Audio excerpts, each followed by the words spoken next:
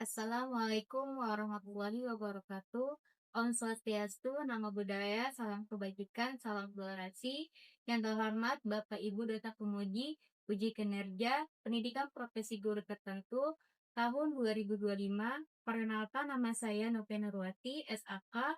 Saya mahasiswi PPG dalam Jabatan Guru Tertentu tahap 2, tahun 2025, Program Studi Akuntansi dan Keuangan Lembaga, asal LPTK Universitas Muhammadiyah Surakarta dengan NIM A92125030. Hari ini Jumat 12 September 2025, saya akan melaksanakan praktik pembelajaran uji kinerja pada pembelajaran akuntansi keuangan dengan materi mengelola kartu piutang di SMK PGRI 31 Lego Kabupaten Tangerang. Assalamualaikum. Waalaikumsalam warahmatullahi wabarakatuh. Apa kabar akuntansi? Luar biasa, mahir, yes. Ayo ketua kelas, sebelum kita belajar, kita berdoa dulu. Silakan ketua kelas. Sebelum mulai kegiatan paginya, baiknya kita berdoa terlebih dahulu. Berdoa dimulai.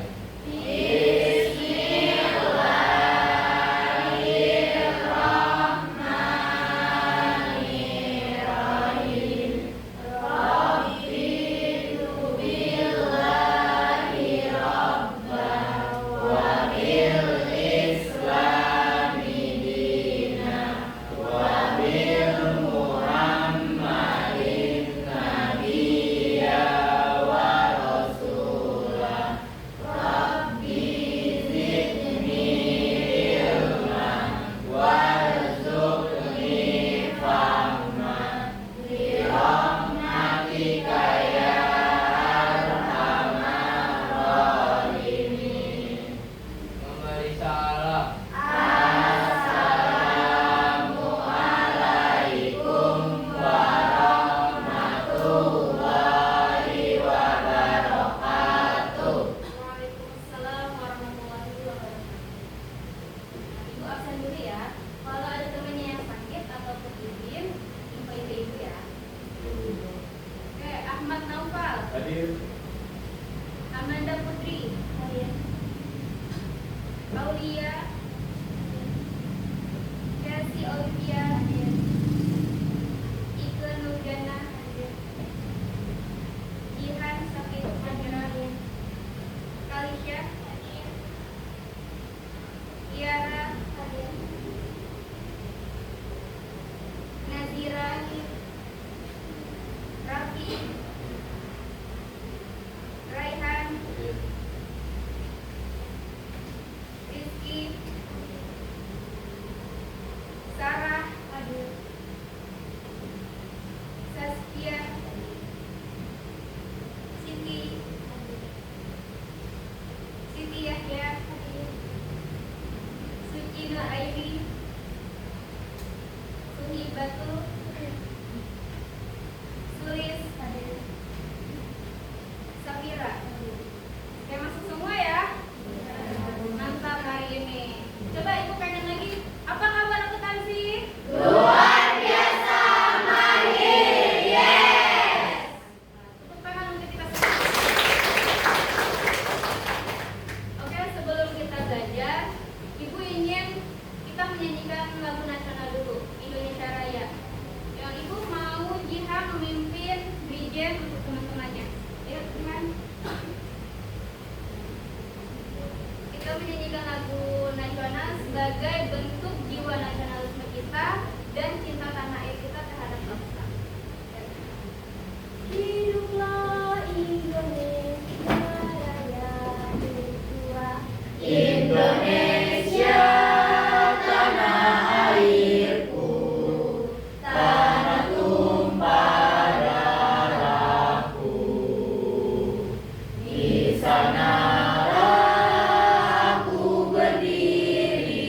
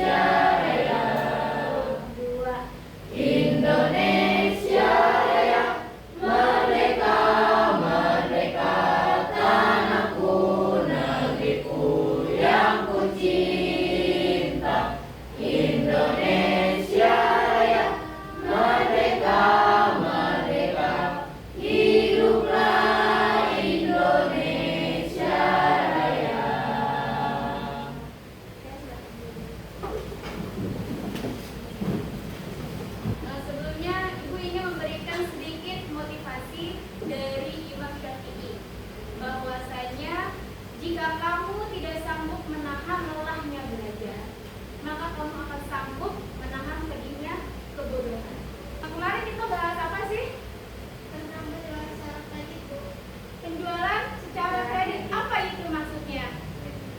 Ya, yaitu salah satu cara perusahaan untuk menaikkan penjualan secara kredit. Nah, itu menarik ya. Kenapa penjualan secara kredit itu?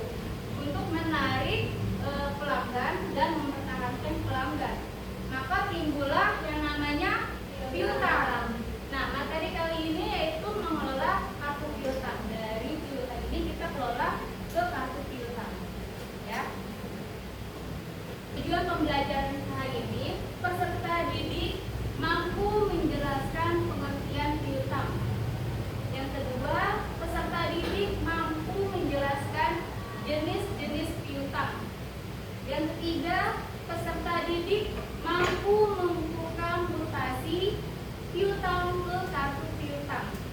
Yang keempat, peserta didik mampu membuat pelaporan rekapitulasi piutang.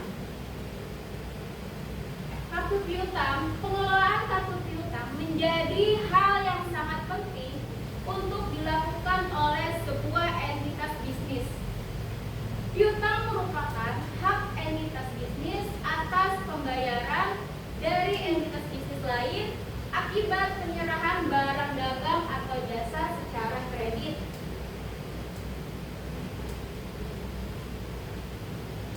Nah, piutang dalam bahasa Inggrisnya itu receivable, yaitu hak tagih kepada pihak lain atas sejumlah uang, barang atau jasa yang diberikan secara kredit dan akan dilunasi pada waktu tertentu sesuai dengan perjanjian.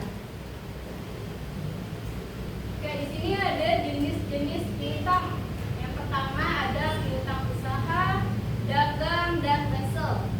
Di mana piutang usaha yaitu piutang yang timbul dari penjualan barang atau jasa yang dimiliki oleh perusahaan.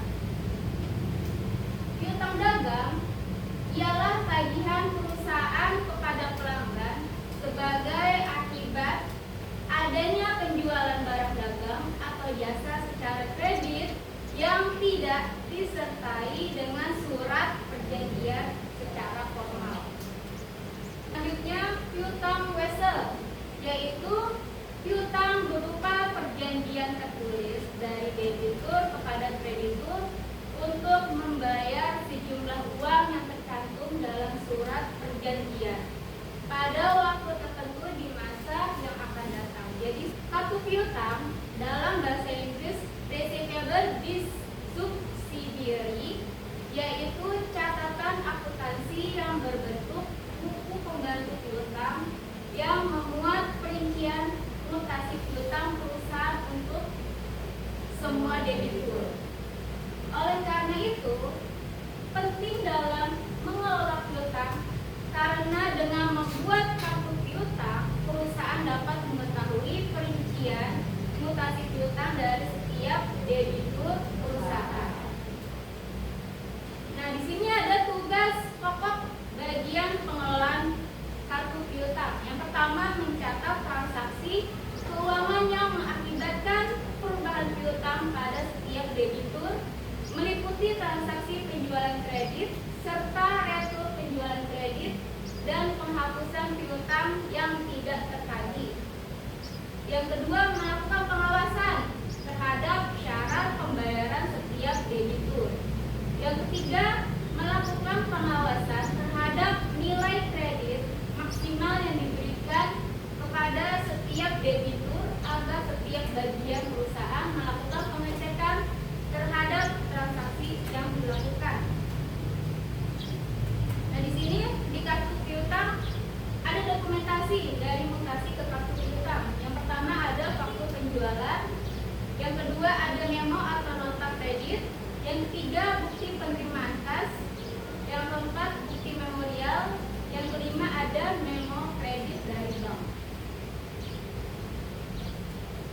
Nah, di sini ada transaksi mutasi piutang ke kartu piutang, di mana transaksi yang pertama transaksi penjualan kredit, dokumennya itu faktur penjualan. Pada saat mutasi piutang kedua, transaksi retur penjualan. Dokumennya memo kredit, di mana pada saat mutasi piutang dia akan berkurang di kredit. Yang ketiga, transaksi penerimaan pelunasan piutang. Dokumennya yaitu bukti kas masuk. Pada saat mutasi piutang dia akan berkurang di kredit. Yang keempat, ada transaksi penghapusan piutang. Dokumennya bukti memorial. Pada saat dia mutasi piutang dia akan berkurang di kredit. Oke, di sini ada pelaporan rekapitulasi piutang. Data piutang bergantung pada informasi yang diperlukan manajemen apabila informasi yang diperlukan menyangkut kepentingan penilaian kinerja, bagian-bagian yang terkait atau untuk menentukan kebijakan manajemen. Maka informasi yang dilaporkan tidak hanya saldo piutang saja, tetapi juga mengenai analisis tingkat kelancaran piutang. Oke, di sini ada salah satu contoh soal. Ya, kita langsung jawab aja dari tokoh Purple. Ya, di sini tanggal 1 September 2006, saldo awalnya 11.800.000 piutangnya. Langsung dimasukin ke kartu piutang. Dari nama pelanggan, toko Purple, alamatnya, terus di sini ada syaratnya nggak, dia ada perjanjian atau tidak. Di sini ditulisin. Oke, langsung ke jawaban. Tanggal 1 September, saldo awalnya di sini di saldo debitnya 11.800.000. Lalu tanggal 2, pengiriman faktur seharga 6.500.000. Maka di sini keterangannya penjualan kredit. Maka di sini di debit 6.500.000 dikurangi. Ditambah bertambah berarti ya 11.800.000 ditambah 6.500.000, maka di sini saldo piutangnya 18.300.000. Lalu tanggal 3 September 2006, pembayaran faktur sebesar 5.200.000. Maka di kredit di sini